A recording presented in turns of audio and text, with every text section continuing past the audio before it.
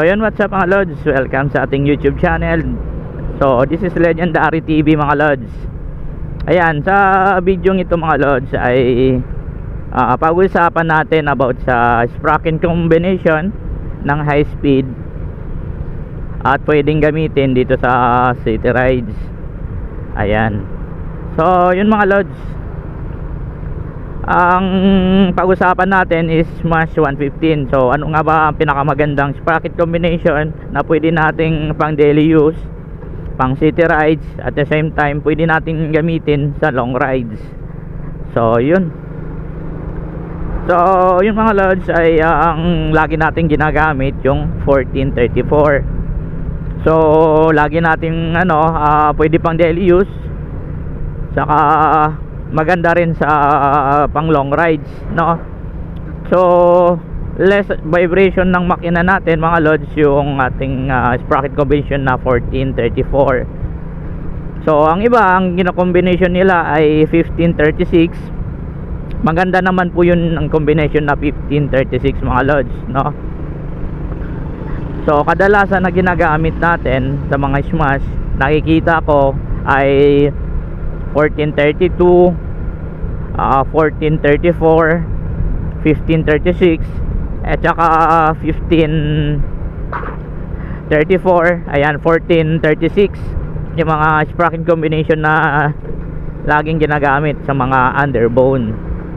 So sa 1436 mga lods ay medyo malakas na yung kanyang engine vibration or vibration ng ating engine.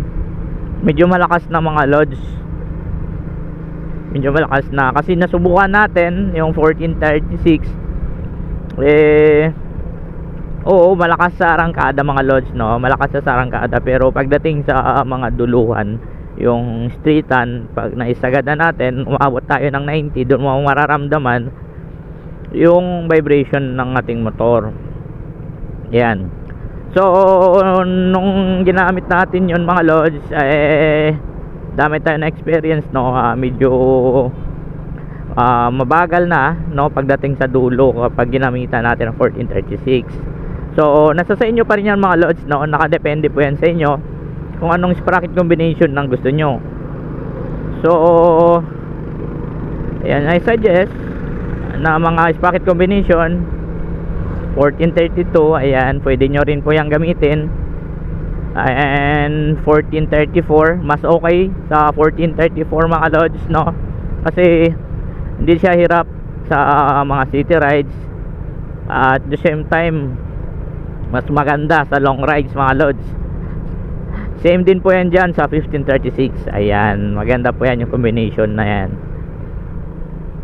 So may nabibili po yan na mga lods na sprocket set 1434. Ayan, no, mas maganda yung medyo maliit lang ang sprocket natin sa likod para iwas vibration, iwas sakit sa katawan. So yun mga lods, kung may experience man kayo sa sa yung mga sprocket nyo, comment nyo lang kung anong pinakamagandang sprocket combination na naranasan nyo.